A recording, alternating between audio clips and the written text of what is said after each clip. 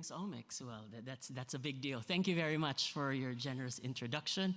Thank you to all of you for still being here, and especially thanks to those who are still awake. So I know it's late during the day.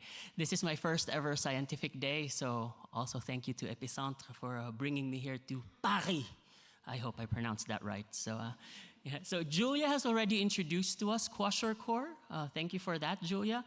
Bilateral peating edema being the gold standard for Kwashiorkor diagnostics, how difficult it is to identify bilateral peating edema in comparison to other forms of edema, and especially for noting the importance of understanding the pathophysiology of Kwashiorkor to derive better treatment strategies for these children. So the remaining question still is, and the bigger question, if I can make this work, is what causes Kwashiorkor? What is the pathophysiology of Kwashiorkor? Meaning, how does Kwashiorkor develop in a child that has it during treatment? And how does that trajectory compare to children with marasmus, for example, the other type of severe acute malnutrition? So there are several hypotheses already on the etiology or the causes of Kwashiorkor. Most importantly and famously is the low protein diet. For sure, all of you have heard of that. But more recent studies have actually not been very consistent on the result of this. We have had studies that demonstrate even that giving protein is not enough to treat all children with Kwashiorkor. So there has been a lot of inconsistencies, and many of these other hypotheses that I have here on the slide have not been really supported by large-scale, consistently by large-scale epidemiological studies. So it's safe to say that Kwashiorkor until now is still what Andre Biand would call an enigma. So it's still very mysterious. So to demystify the enigma of Kwashiorkor, we dig deeper into biological processes. We looked at cellular processes. We use more advanced technology, laboratory technologies, and we use techniques that are used now in molecular biology. So when we say molecular biology, it really means that we're going deep into cellular processes, what is happening systemically in the body, and it starts with a gene, right? So you have a gene and it's translated to an RNA. There was a discussion a while ago about genes, so I'm sure you're very familiar with genes already by now.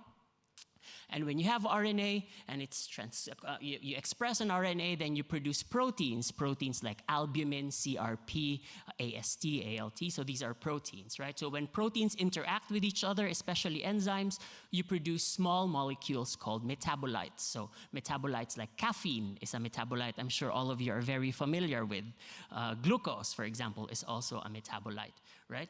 So when we study molecular biology, especially systems biology, normally in the past we would do them one by one. So we study one gene at a time, or several genes at a time, or several proteins at a time, or lipids at a time. Now the technology has advanced so much that we can actually analyze many of these molecules at the same time. So we can analyze now, we can sequence the entire genome rather cheaply. We can analyze hundreds of proteins, thousands of metabolites if you want. So when we do that analysis of many, many, many proteins, many metabolites, we call that omics.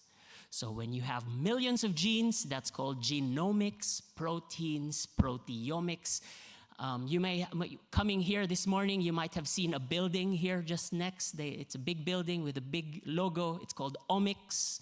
So that's what they do. So now at least you know what they do. You can go there. I know what you're doing, right? So that's omics, my dear friends. But the problem with analyzing many, many, many proteins, many genes at the same time becomes a statistical problem. So normally when we do studies, we have many observations, many participants, many patients, and a few variables, right? 1,000 children, 20 outcomes or 20 variables. Now, in genomics or in omics studies, we study thousands of variables, and we only have a few participants. So in this study, for example, we have 180 participants, and we have over 4,000 variables.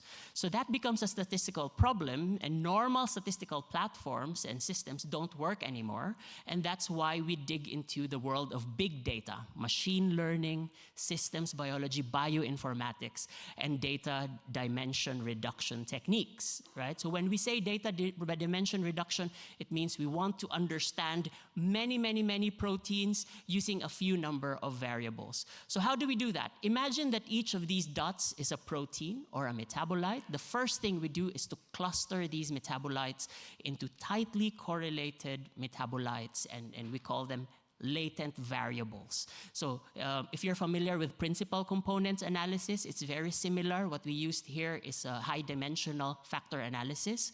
So we basically represented a cluster of proteins or metabolites using a single value, and it's called LV, latent variables. And we use these latent variables to represent the entire cluster, which empirically actually represents different pathways in the body. So these LVs represent either immunity or inflammation or bone growth or whatever. So empirically that happens.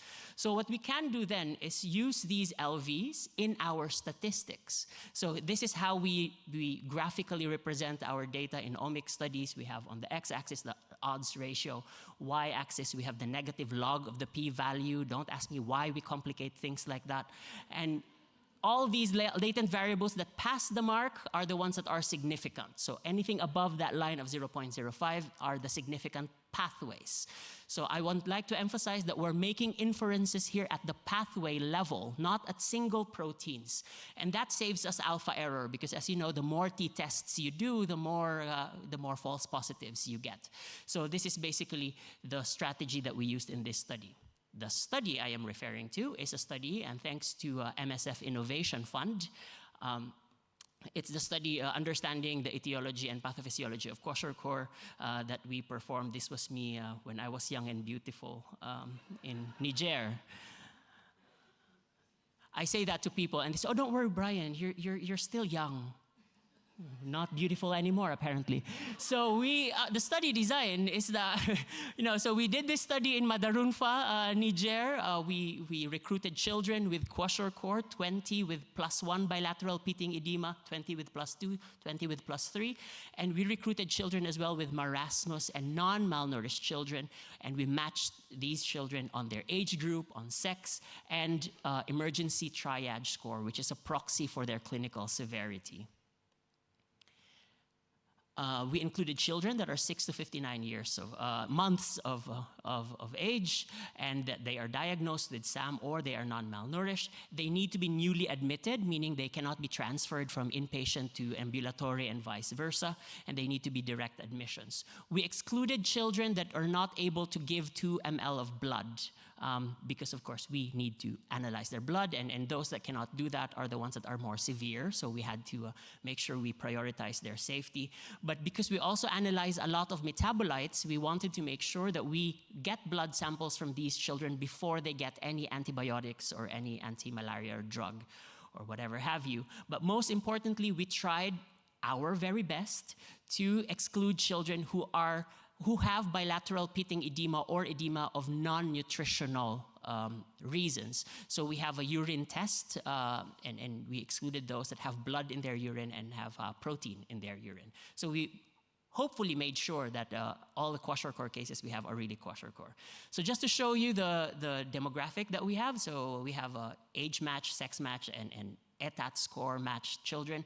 Majority of our children were obtained from the green zone, so the non-emergency cases, and half of the children were hospitalized at baseline, and half of them we recruited from ambulatory care. Yes. So this is a design. We collected blood samples from children when they were admitted to the hospital or when they arrived at the ambulatory care, when they exited the inpatient treatment, and after nutritional rehabilitation, meaning they are recovered nutritionally based on WHO guidelines for the children with SAM. And for the non-malnourished children, we have them at baseline and when they exited the hospital for whatever treatment they went there for, or at the outpatient when they are matched with a child with outpatient. And we performed all these omics technologies that by now I'm sure you are very knowledgeable about. Good. So I just have this figure here to remind you we're doing pathway level analyses. So what how do we judge which pathways are related to Kwashiorkor? So these pathways should be different in Kwashiorkor compared to non-Kwashiorkor cases. The pathway should be associated with a degree of edema severity, and if it's high at baseline, it should go down after nutritional rehabilitation and vice versa. So very strict criteria for us to understand which are the pathways related and specific to Kwashiorkor. So we performed all these omic studies that for sure you are now experts on. So in the interest of time, I will only discuss the ones that passed the 3 criteria that we mentioned. So for the proteomics, again, we analyzed almost 500 proteins at the same time that resulted to 9 protein clusters. LV7, so latent variable 7 for protein, is different in Kwashiorkor compared to the others. It is associated with edema severity. It was high at baseline and it went down after nutritional rehabilitation.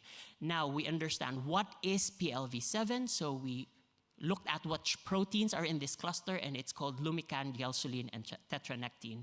And these proteins are actually extracellular matrix. So these are the proteins that are forming your collagen layer, the ones that are in the interstitium. They are the ones that build your lymph nodes, for example.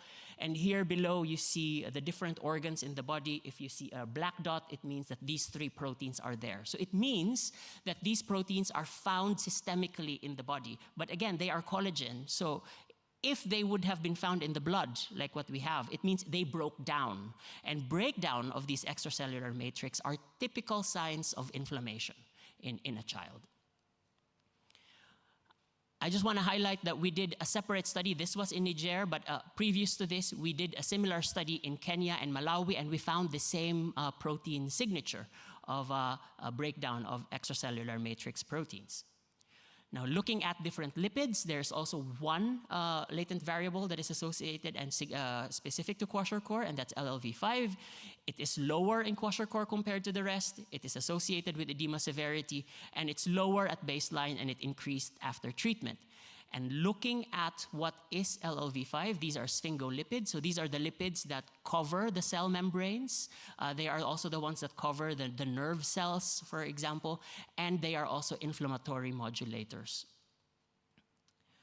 So putting that together, it appears that extracellular matrix and low sphingolipids are related to bilateral pitting edema, and I put here that dietary deficiency could be part of the pathophysiology of Kwashiorkor, but it's not enough. And there is, we have observations to suggest that inflammation could be part also of the pathophysiology of Kwashiorkor. So our take-home message is that Kwashiorkor, according to our study, is associated with extracellular matrix remodeling and sphingolipid metabolism, which may indicate an inflammatory syndrome.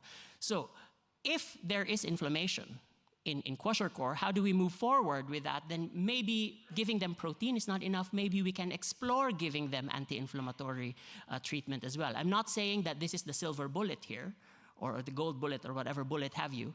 But it's worth exploring, right? So maybe adding more anti-inflammatory or whatever agents in RUTF or F75, or giving everyone zinc or selenium or whatever.